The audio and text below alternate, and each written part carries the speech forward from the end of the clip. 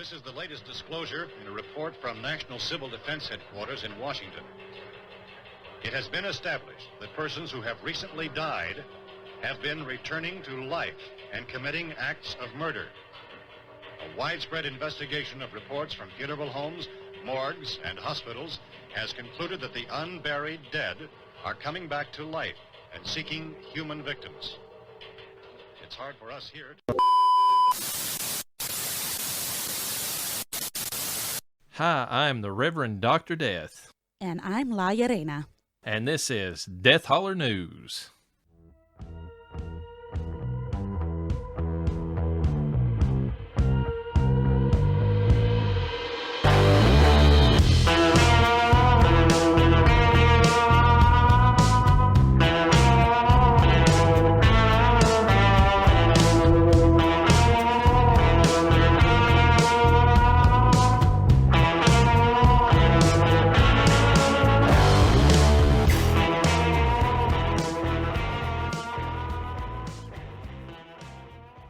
First up, in local news, the werewolves of Blood Silk Creek have begun construction of an altar. It is reported to be almost twice as tall as a human and 3 times as wide, but not much else is known, as our disemboweled eyewitness had the life leave his eyes before we could finish our interview.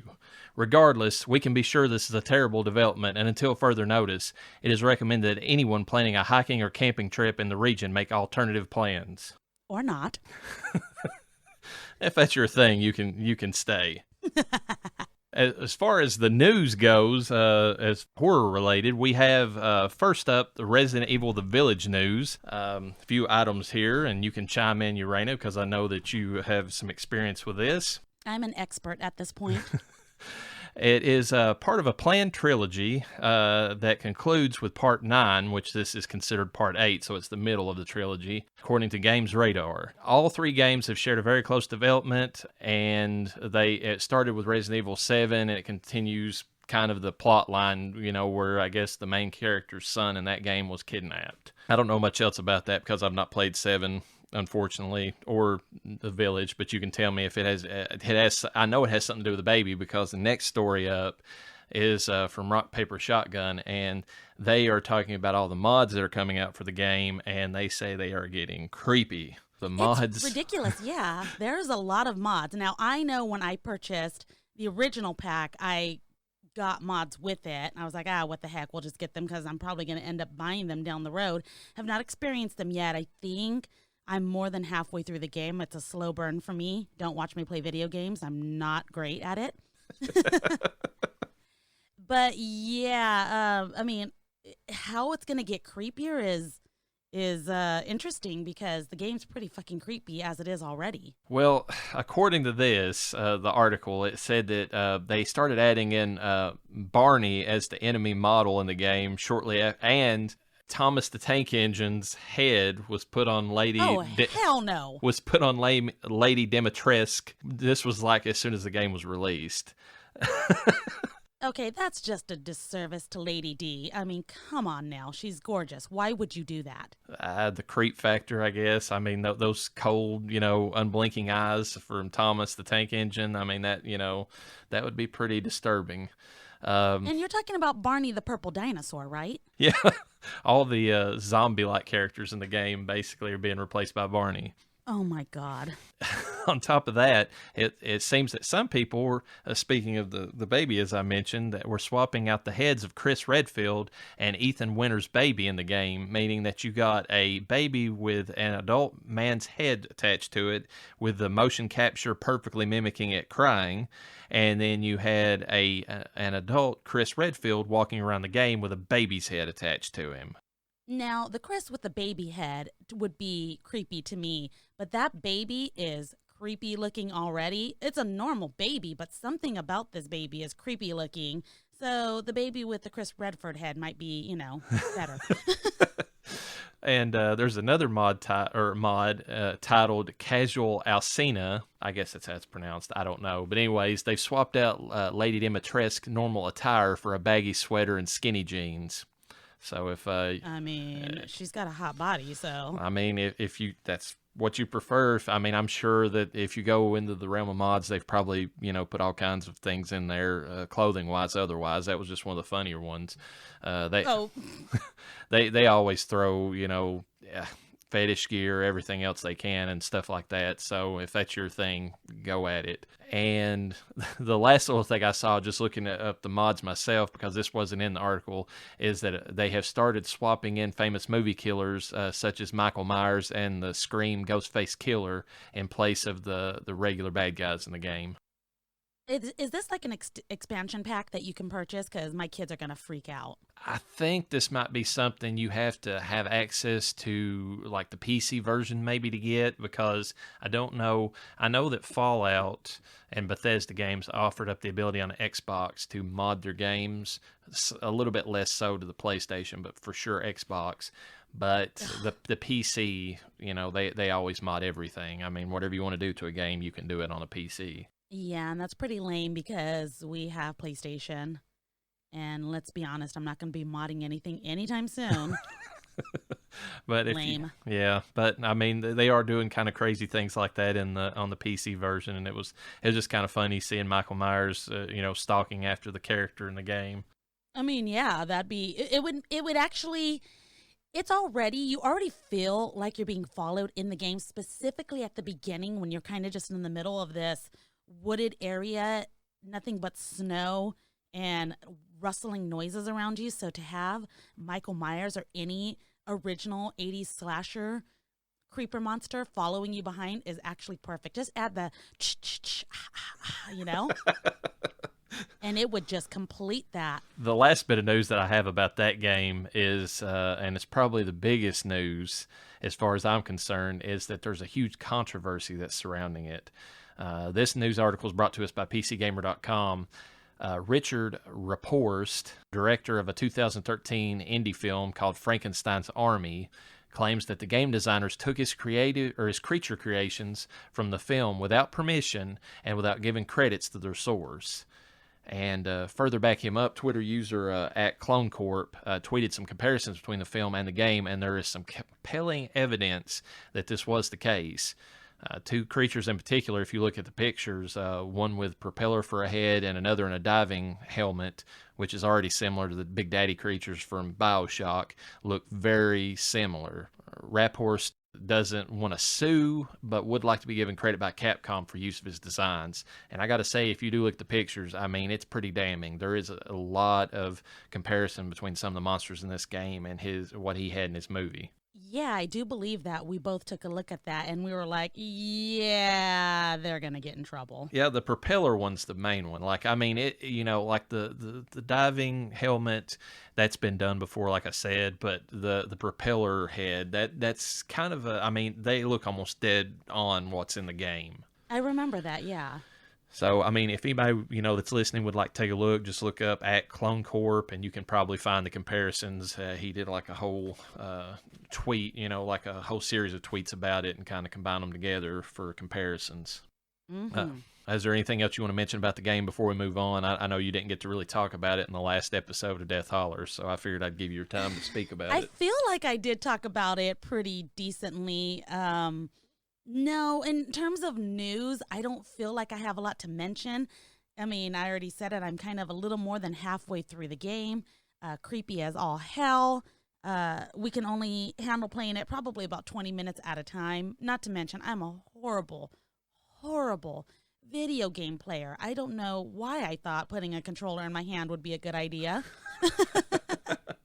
So it's very, very slow progress every time we play. And then the kids get so scared they don't want to touch the controller. They're actually better at playing games. So, yeah, we're screwed. Let's just leave it at that. All right. Moving on, according to Sci-Fi Wire, Lock and Key Season 2 wrapped production in April. Oh, man. It was delayed like everything else due to COVID, but in December it was confirmed by Netflix that a third season was greenlit. Hopefully, and this will just be the second season, so they've already confirmed they're moving on to the third.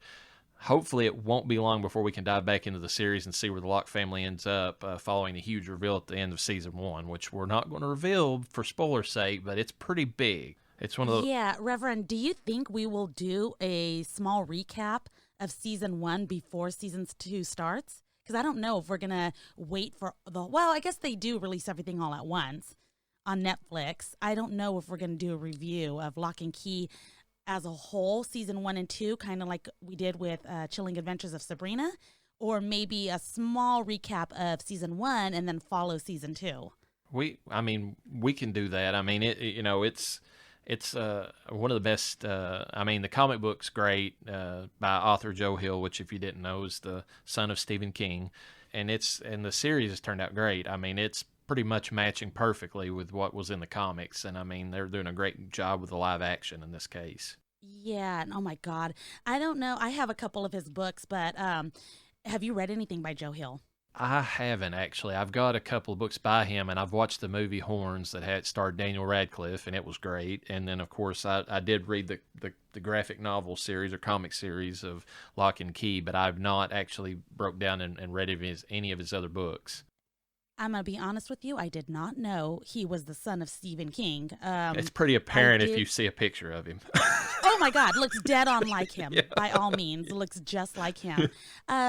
I read a book of his, a total psychedelic horror, just out of this world, called Heart-Shaped Box. I read it at a time where I read kind of a lot of horror books at one time, so I might have the details mixed, but I do remember this book. I still have it on my shelf. I could probably flip a few pages, and it was an insane read, very amazing. And then he has another one that is sitting on my shelf I have not read yet, called Nosferatu. Now, you don't know that. You kind of have to piece it together, because the cover of the book is a license plate, and it's N as in Nancy, OS 4A2. And something I'd forgotten until you mentioned that just now, they actually have a series on AMC based on that. Oh, my God. I would have to watch that. If he is the creator behind it, I don't know if just by being the writer of the book, or maybe he's involved in some kind of way, it has to be amazing. His books are amazing. I think if I remember right, because I watched the TV show, I don't think I finished the first season of it because of how AMC was set up, although it is on Shudder now because they're owned by AMC. So if you have Shudder, that's another plug for them. You can watch Nosferatu on that. But I believe Zachary Quinto is the one who played Spock in the new Star Trek series, is the one who plays as the titular bad guy basically in that. So and Shudder, we are looking for sponsors, so if you are interested, please contact us at deathholler@gmail.com. deathhollerpodcast@gmail.com. Pardon me. Look at that. I'm going to have to do some editing here. Yeah. Are we live? We're not live. Turn the cameras off. Let's do it live. Fuck it. Fuck it. We'll do it live. Next up from that, we're still moving on to other things that are kind of Netflix related, but we'll get into that in a second. Blumhouse has got a ton of stuff coming out, fresh off their promotion tour for the Forever Purge. The head honcho behind Blumhouse, I think his name is Jason Blum, but anyway, he has revealed to several different news sources. First up, Digital Spy says that there's going to be an Exorcist remake, which I was not aware of, that they're going to be helming. And I don't know how I feel about the Exorcist remake. Do you really think that that's going to be that great? Well, I'm looking at a photo. Now, this was off the article we read from the Den of Geek. And there is a picture of this, disheveled child, not even possessed looking yet. And I'm like, if this is what they're using, if this is one of the things that you're talking about, it looks creepy to me. I do feel like there are so many remakes of The Exorcist. Maybe not so much remakes, but, there is a remake that was done recently, wasn't there? I don't know if there was a remake of The Exorcist necessarily. They've done a lot of takes on that, like The Exorcism of Emily Rose or whatever it was, and, all that stuff, but I don't know that there was a direct Exorcist remake. The last thing I remember that was directly involved with it was which I didn't mention in the last episode of Death Holler, was the spoof that they did in Scary Movie 2 that had James Woods, I believe is his name, who was Father Marin basically in that, and And it was a pretty funny little spoof of it, but I mean, that was just like a short little segment at the beginning of the movie. But that's the last thing I remember that was totally Exorcist related as regards to the original film. Well, I just went to IMDb, and for sure, this is the same one you're talking about. They have not done it, so it's in the making right now. So they haven't done it yet. I saw that it was in the making. It looks creepy based off of screenshots and photos that have been posted, little leaks, if you will. Given that Blumhouse is doing it, and I believe, is Joe Hill involved with this one as well? I thought I saw something about that. Well, we'll get to that in a second. They are doing something with Joe Hill, but that's not necessarily with The Exorcist. That's a totally separate thing. There's just a ton of news about Blumhouse that came out like all at one time. It was just kind of all dropped. Okay, well, Blumhouse alone being involved, I have confidence. Let's just put it that way. Well, they had the producer of Halloween, the new one, and Halloween Kills, which is the one that's coming out this year, say that they're going to give it the same kind of treatment they did the Halloween reboot, which is generally, considered a fairly faithful, continuation of the series if you ignore everything from 2 on, basically. So, yeah. Here's hoping that they do. I mean, Blumhouse has produced some of my favorite films in the last few years, especially like Happy Death Day and its sequel. And I mean, as far as like recent horror films, so I can't really, fault them and say that but they have produced their own, line of stinkers as well. So it's kind of, I'm just kind of cautiously awaiting to see how this Exorcist remake goes. For me, I feel like even their stinkers, as you called them, were kind of, I don't know, hilariously horrific and horrible. I don't know that it was intentional. It felt that way. So we'll just play it off as that, at least in my mind, so that I can keep, liking Blumhouse and respecting them. But yeah, I think they do a pretty good job, so. They're also doing, this is from Den of Geek, they've got a deal with Stephen King and his son to do a multitude of things. They are doing a remake of Firestarter, which that could actually be really good because I don't feel like the original Firestarter is that great of a film to begin with. Yeah, I never really cared for it too much, so maybe the newer version, I have a feeling they're going to make her a lot more evil. I think that they can do a lot more with her, especially if they get the right, actress. It's going to have to be a young actress, obviously, and those are always hard to work with. But I feel like they've already got, and I didn't have it pulled up as far as the name, but they do have an actress cast already in that part. I think they're having Zac Efron's going to be her father in that. I don't know how I feel about that. That can go either way. He's he is what he is, but. It's going to be interesting, but there's a lot of room. I mean, that it's a type of remake that I'm okay with because there's times where, like, say for instance, John Carpenter's The Thing, where he remade the original What Goes There, or whatever the name of that film was, and made it into the great film that it was. And then you have like the remake of The Fly that Jeff Goldblum was starred in. Those were vastly improved over the previous incarnations, and there's room to do that, but it seems like anymore they want to take a proven property and try to remake it, and it's kind of a bad way to go because they usually have a bad take on it, whereas if they just took movies that didn't do so well the first time and had good concepts like Firestarter and remade them, I think there's an audience for that. Yeah, looking at this article alone, it looks like there's quite a few films. Are you going to bring up the rest that are in the article? I'm going to bring up the other one. The next one, and this is the kind of an example of one that I think that they're going the other way with, which is bad, Christine, because there's a lot. Oh, I'm so excited. I saw that one and I had to shut up.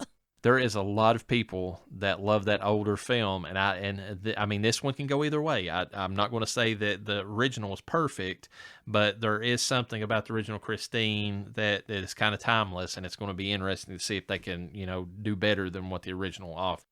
Now, Reverend, you take that back. The older and original Christine was amazing. I will come after you through the speaker box. Okay, I'll back off. I will attack you in your sleep. I will concede your love of that film. I like it. Don't get me wrong. It's just as far as Stephen King's films go, there's other ones I prefer, but it is. Oh well, definitely. But yeah, that one was just a good, nice cult classic. I love the song that was always playing every time Christine would get a little jealous. Well, actually, sometimes it was different songs depending on her mood. Yeah, mostly, though, it was those cheesy, 50s love songs. Absolutely, yes. Now, Christine, it looks like it's going to be, writing and directing is going to be Brian Fuller, who, if you recall, I mean, I know you've seen this, I haven't, so shame on me, but Eli Roth's History of Horror, he was involved with that. Okay. Star Trek, I mean, I don't recall ever seeing or hearing about short treks, but that was a deal from 2018 to 2020.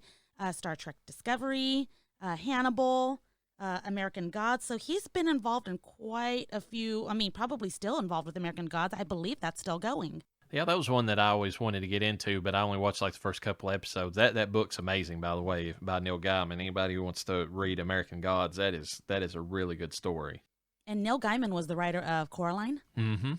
He's done quite a few pretty decently scary books, whether it's through your imagination or actual horror. Yeah, his Sandman series, I mean, this is not part of the news, but I mean, it ties into Netflix, is going to be a Netflix series here soon.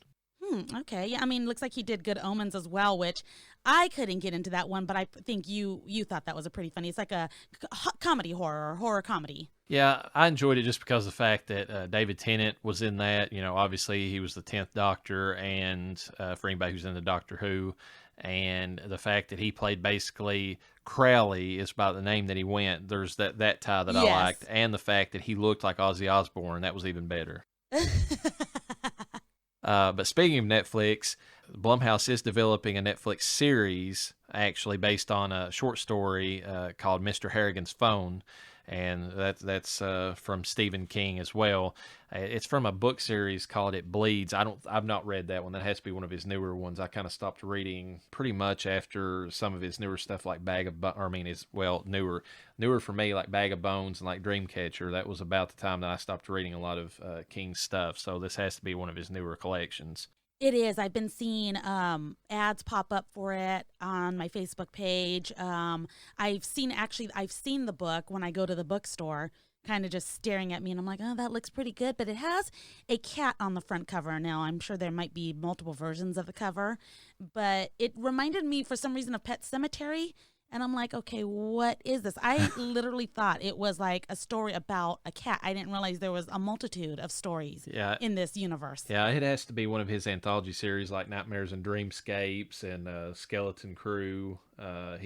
He's done a bunch of books that are just like a collection of short stories, and some of his most popular and best written films are actually based on short stories, like The Mist. Of course, The Green Mile was kind of a series of short novels or novellas, and of course, The Shawshank Redemption, one of the best movies of all time, was written as a short story. So some good stuff can come from those. So it's really interesting to see if that's what, what comes out of Mr. Harrigan's Phone. Well, La Llareyna loves novellas, especially when children are not bothering her while she's watching them or reading them. So I fully approve. And lastly, when it comes to Blumhouse and are working with the King family, they are working with Joe Hill and the director of the Sinister movies to bring about one of Joe Hill's books called The Black Phone, which I think is funny. Mr. Harrigan's Phone and The Black Phone, but like father, like son. But they are going to bring that to the movie theaters, and so that's going to be something else from Joe Hill that's going to be out there.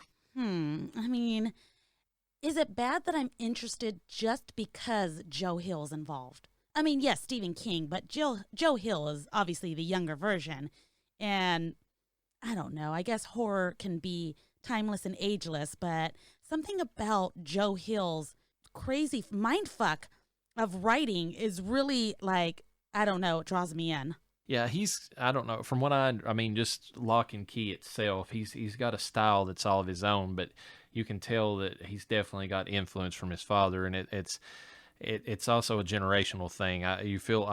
He's like of our generation, we're still a little bit older than, like Gen Z and all that, but I mean, he's of the, right before the millennial type generation, so he's got a different perspective he's coming with. He's not stuck in the 50s and the nostalgia that the King has. He's more, if he has any nostalgia, it's like late 80s, early 90s, which is kind of interesting, trajectory from where his father's at. Well, yeah, and it speaks to us specifically.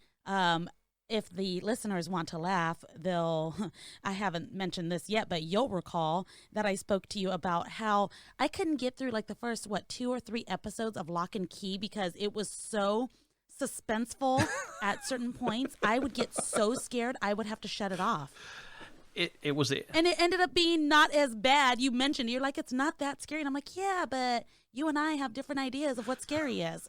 Well, it's interesting you say that. I mean, I thought the comic was a graphic novel, I don't know what it would take to actually scare me if I was reading one, but I feel like there was some tension even built into that just because you were always wondering what's on the next page, what's going to happen to these poor kids, because he sets up the world they're in as having so many dangers and being so threatening that you're just rooting for the kids the whole way through and kind of like, I don't know how they're going to get out of this one type deal. Well, for graphic novels, the ones that really kept me on my toes, and Lock and Key, I have read a few of those as well. And yes, just like the Netflix series, if not more, they do really kind of, you're like, okay, do I even want to turn this page at this point? But The Walking Dead, and that is still going as far as I know. And 30 Days of Night, if you have not picked up that graphic novel and you want to be terrified, that's a really good one. Yeah, that graphic novel is a lot better than the film. You might love the film. I thought it was okay, but I felt like the novel was great, or the graphic novel. Yeah, I will agree with you that the novel, the graphic novel was better than the film. I did like the film, but I'm sure we'll watch that again during the vampire season, and I may have another feeling about it. Yeah, we're going to rewatch it. That's going to definitely be one of them. So we'll see how we feel about it then. Sticking with the Netflix announcements yet again, this one comes from Deadline.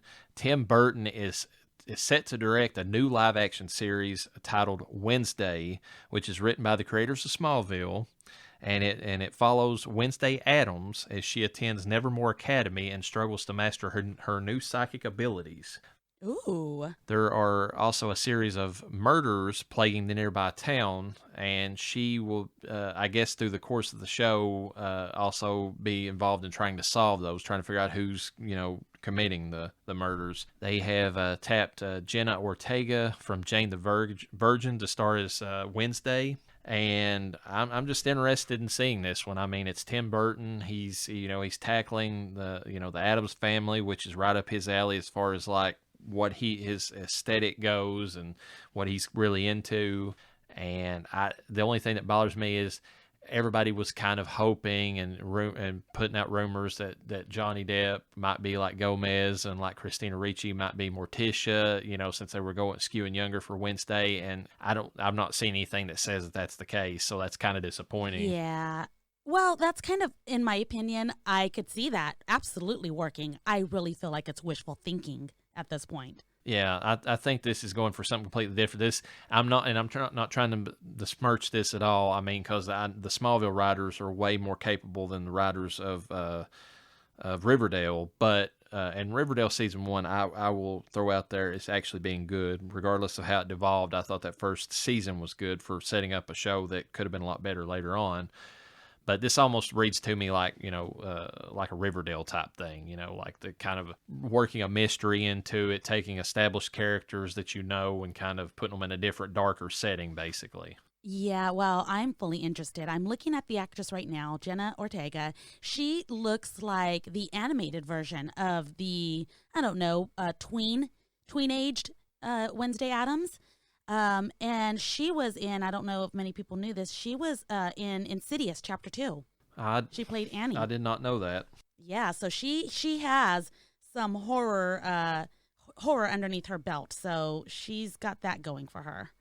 We'll be looking forward to it, and hopefully it delivers, because, I would like to see this actually take off. I would actually see Wednesday, somehow work back in and actually give some kind of life back to the live-action Addams family. I appreciate what they're doing with the cartoon movies, and they are doing a sequel to those.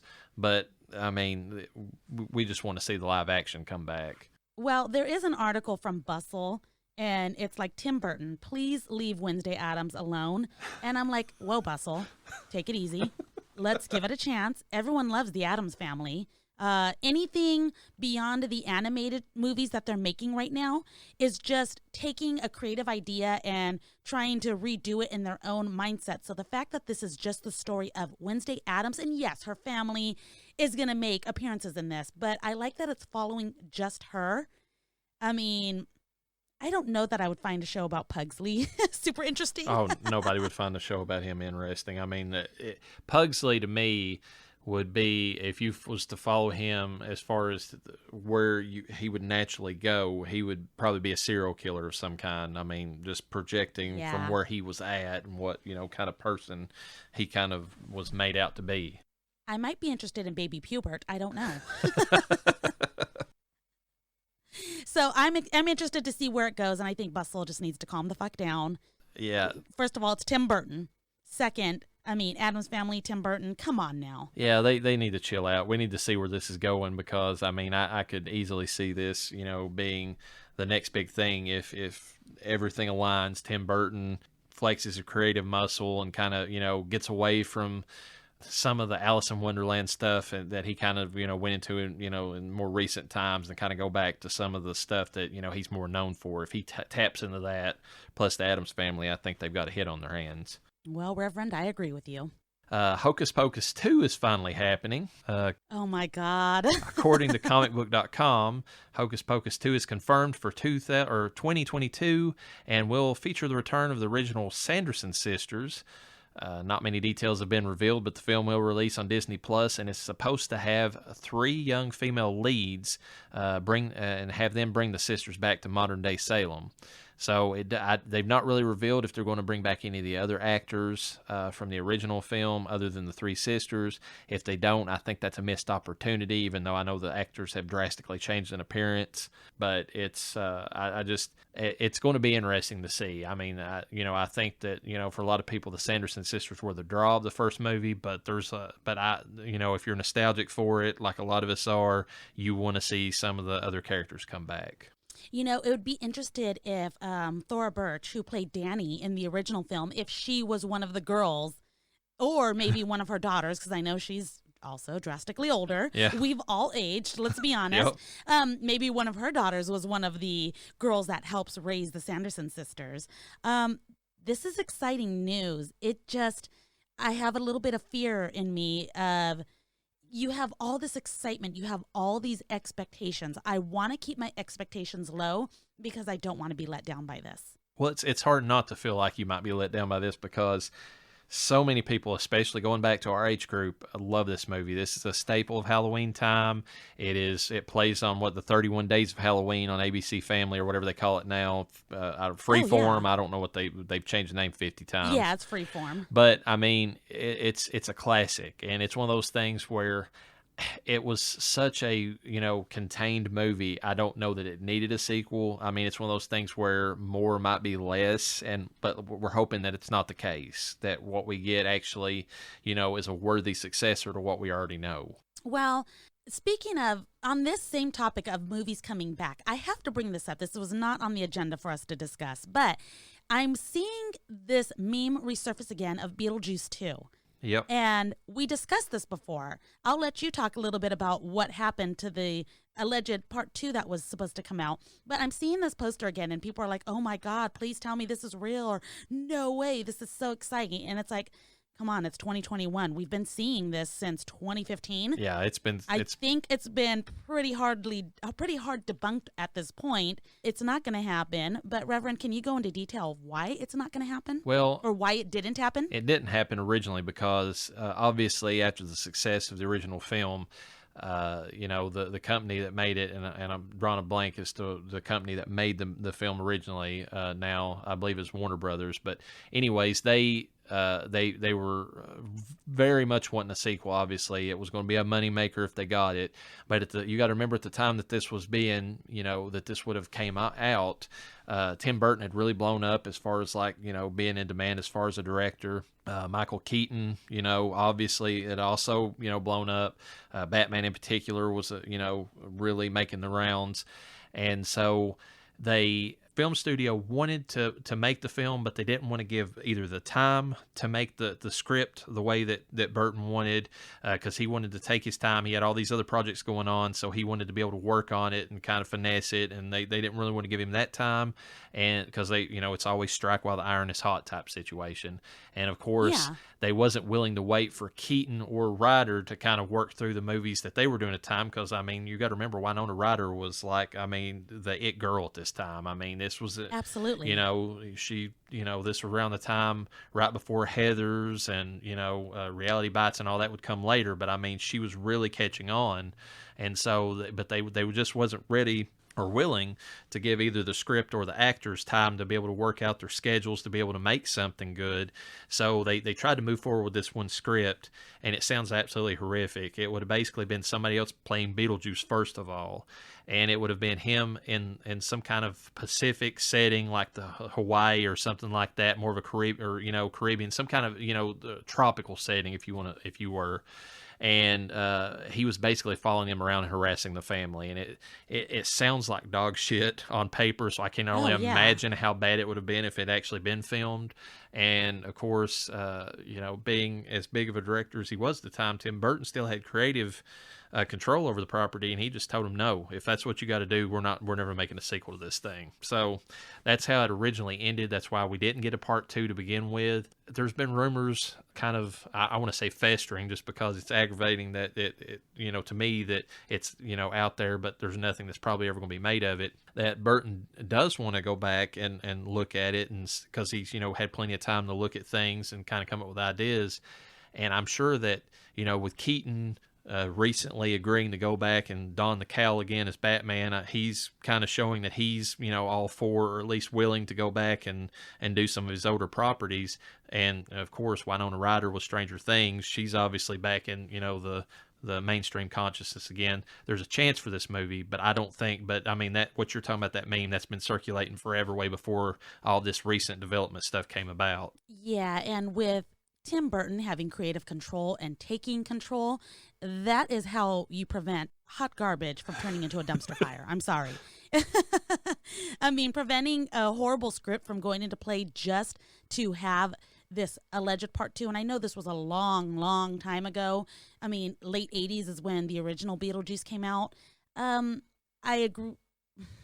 Well, you didn't necessarily say this, but I'm sure it was implied that this is also another case of less is more with Beetlejuice. I don't think they need a part 2, to be honest with you. I don't either. I mean, if you look at how the movie went and how it went along, it would be really hard. I mean, you'd have to basically jettison anything with the Maitlands at this point to be able to do anything with it. And I mean, that was kind of the whole focus of the first movie. I mean, it wasn't Beetlejuice.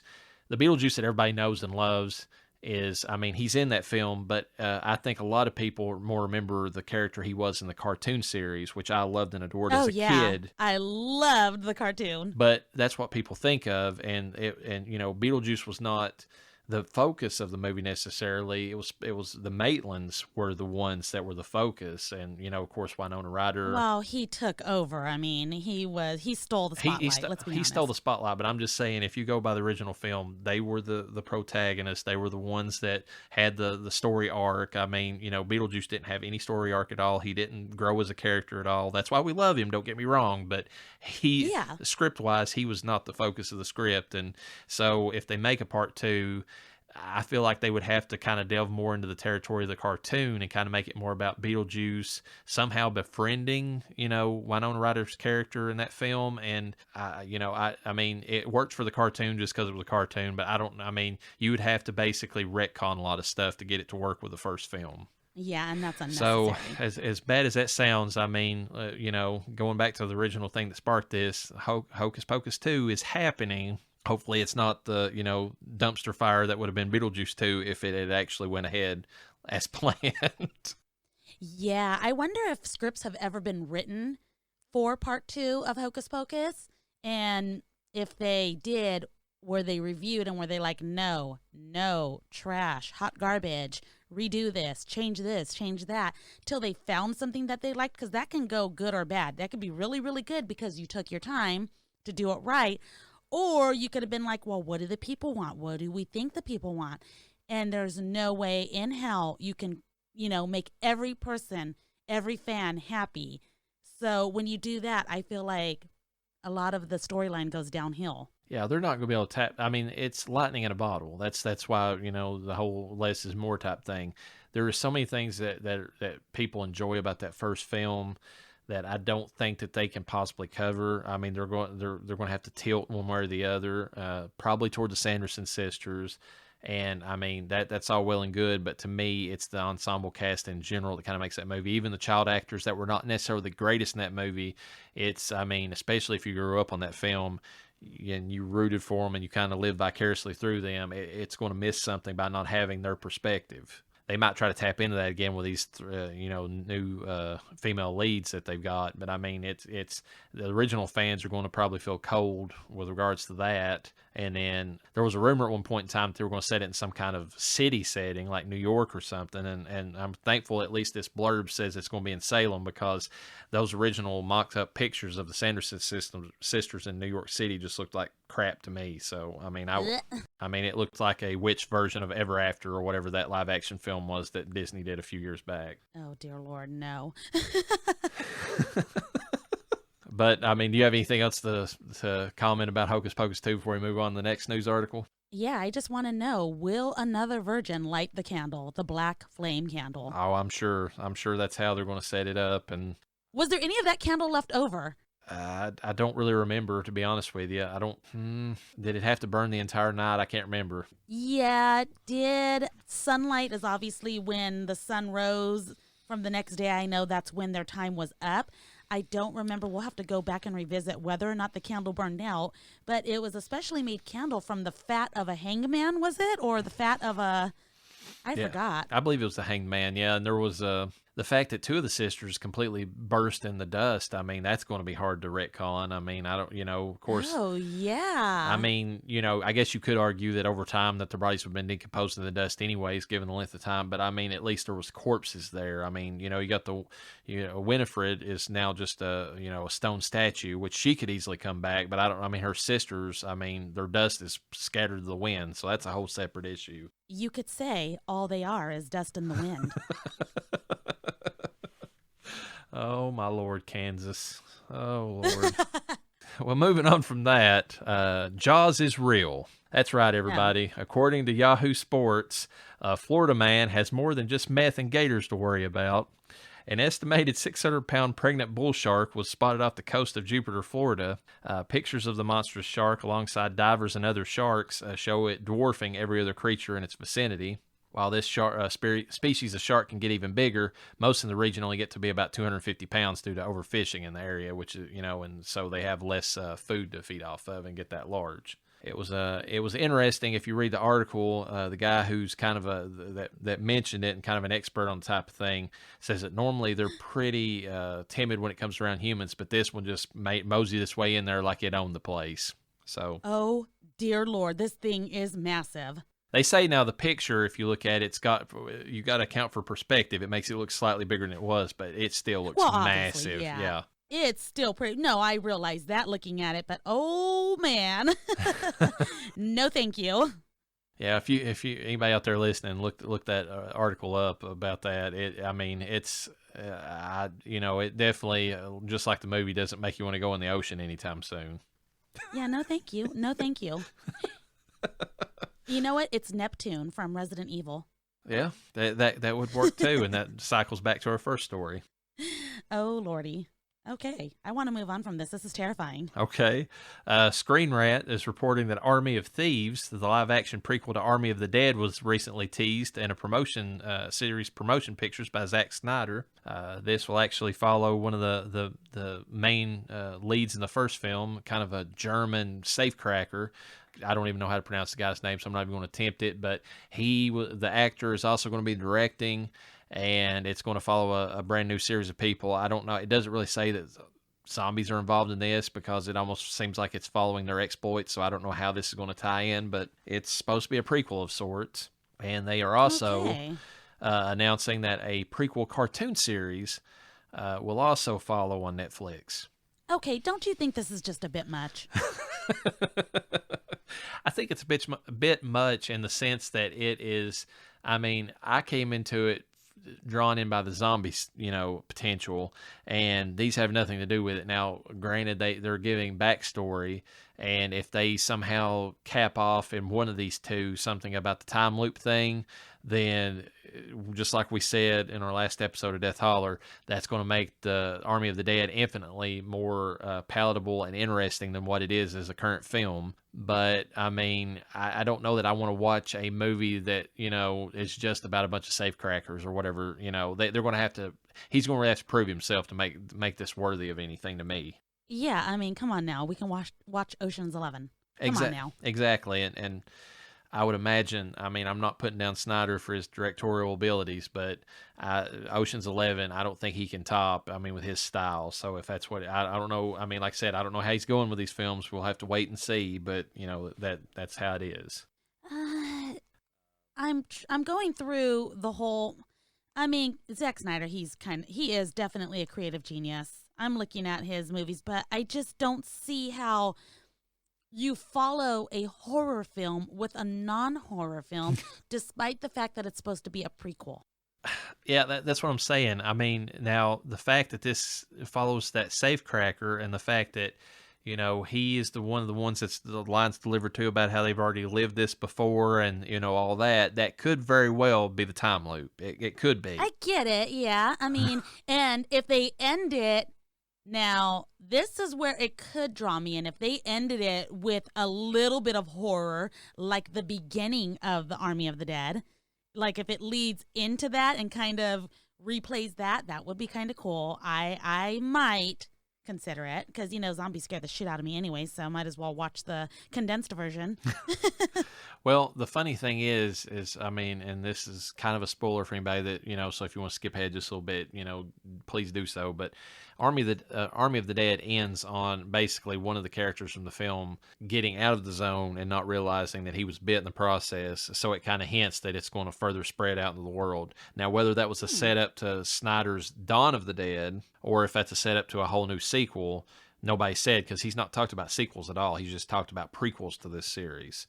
So that, there's that. But I mean, I could see maybe these safecrackers, because there was they moved the zombie from Area 51. Well, what if they're breaking into Area 51 and that's what causes the zombie to be moved and that's what causes all of this? I mean, that could be the lead in. Who knows? Yeah, actually, that would be, again, that would draw more people in. But you would have to kind of know this beforehand or trust that the movie is going to show some kind of aspect of this for people to be a little bit more piqued. I don't know. I just don't see it. I just don't see where there's going to be a high interest in this. I'm with you. That's just me. I could be wrong. I'm with you. I mean, if you take, like, say, Night of the Living Dead by Romero, and then you show, like, the first day before all that stuff happens, I mean, is it really going to be interesting at all? I mean, maybe if you see the last few minutes where Barbara and and her brother are heading to the, to the graveyard, then, that kind of gives you the chills knowing what's going to be set up. But, I mean, do you need that? Do you want that? No. I mean, I'm with you. This is going to really have to prove itself. That's all I can say. Yeah, I mean, I wonder. Now, this is Netflix, right? Yes. I've been so deprived of going to the theaters and seeing really good movies. I know there's a few out now. I almost feel like to get people back in the theaters, you almost need to release this in the theaters because people are so desperate, like myself, to get out of the house and actually go see a movie in the theaters. I know you've said so yourself as well. Hey, why not? I watched Fast 9 because of that. So if that's you'll watch anything. I'll watch anything. If that's desperation, that's exactly what it is. Yeah. So I mean, that's my recommendation for what it's worth. I mean, for the 14 listeners that we have, probably more. I'm joking. I honestly don't know. But, for what it's worth to the less than 100 listeners we probably have, hey, this is what I'm saying. Zack Snyder, if you're hearing this, hi, can I have your autograph? And secondly, you should probably put this out in the theaters. You'll probably make more money, too. Just throwing that out there. I think Netflix would also, because they've done several films that they've released in the theaters, so I think that there's potential there. Oh, absolutely. A bit of bad news, or sad news, as it were. Richard Donner passed away just a few days back, like literally the day after I think we recorded our last podcast. He passed away at the age of 91. Obviously, Donner was the one that directed The Omen that we covered. But I just looking at his filmography and the article from Yahoo that about his passing, I did not know he was involved in as much stuff as he was. I mean, we covered the fact he was over most known for Superman 1 and 2, but the man also like helped produce The Goonies. He was the director of the original Twilight Zone episode with William Shatner, which was like Fear at 20,000 Feet, where Shatner's looking out and he sees like the monster on the wing, and everybody thinks he's crazy. He was he was producer on The Toy, which I mentioned in the last episode, which is a movie that would definitely be canceled nowadays, where Richard Pryor is bought by Jackie Gleason's son. Awkward. He was a executive producer on Tales from the Crypt, the series, and also the movies that came out as well, Bordello of Blood and Demon Knight. And which we're gonna watch those, much to your dismay. I actually like those movies, so that's not going to hurt my feelings any. Demon Knight in particular is really good. Yeah, that was my favorite. We have he was producer on The Lost Boys. I mean, that's a big one. Oh, shit.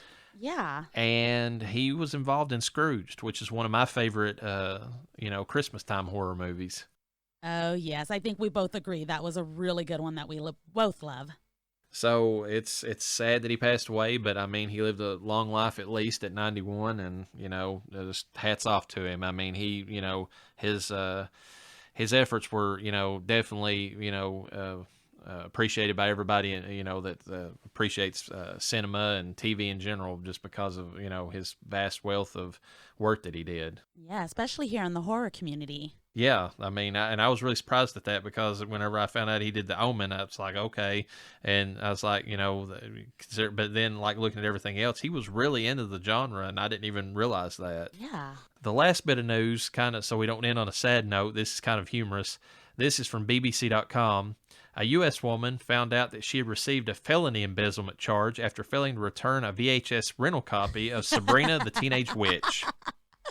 I remember this. Texas resident Karen, Caron, McBride, was shocked to find out upon trying to change her married name on her driver's license that she had received a felony charge nearly 20 years prior because of a VHS tape that had not been returned. It was for a copy of the Melissa Joan Hart sitcom, Sabrina the Teenage Witch, and McBride says she doesn't even think that it was her rental, that saying, in quotes, it wasn't her cup of tea. Nonetheless, she was charged for it and possibly lost 5 jobs that she applied to in the ensuing years because of the unknown felony on her record.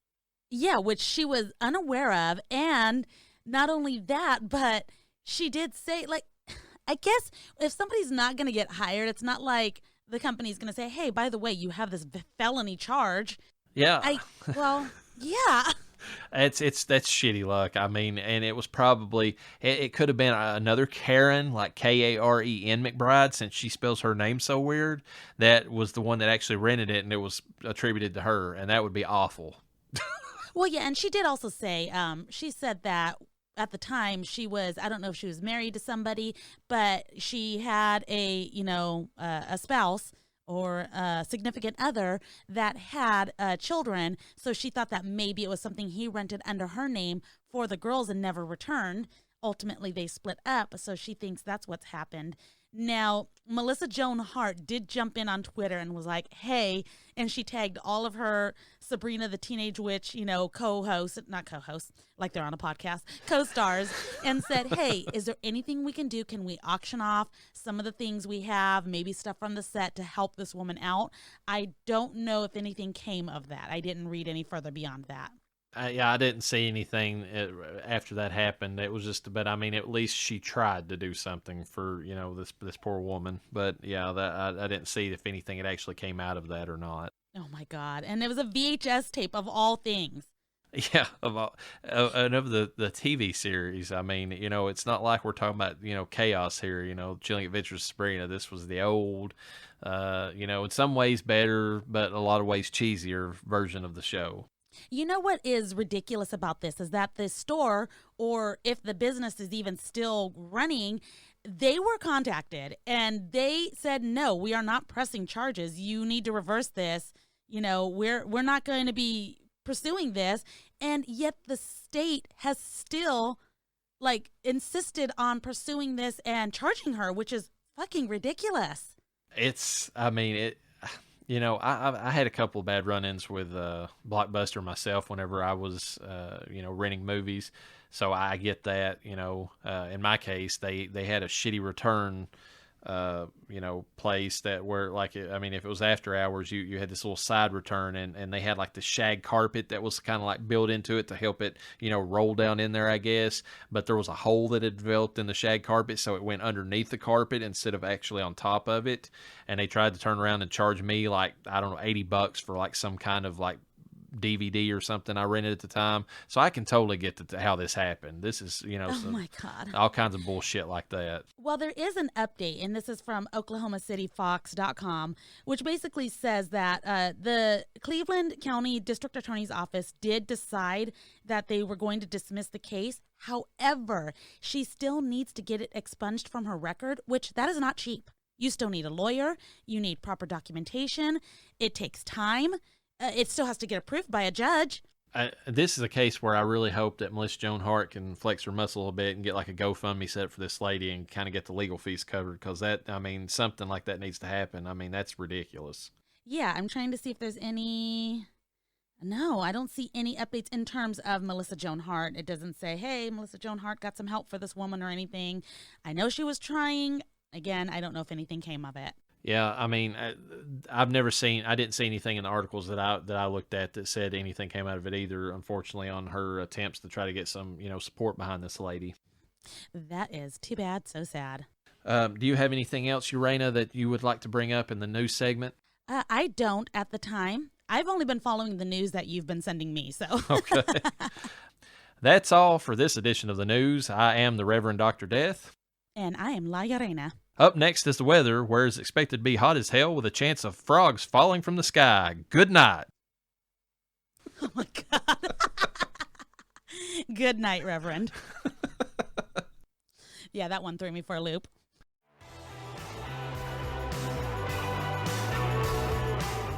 Thank you for tuning in to Death Holler News, a production of Los Diablos Blancos Network, with your hosts, the Reverend Dr. Death and La Llareyna. You can listen to Death Holler on Spotify, YouTube, Castbox, Stitcher, TuneIn Radio, Google Podcast, and now iTunes. Please like, subscribe, follow, and share. We'll catch you next time. And don't forget to bring your death certificate.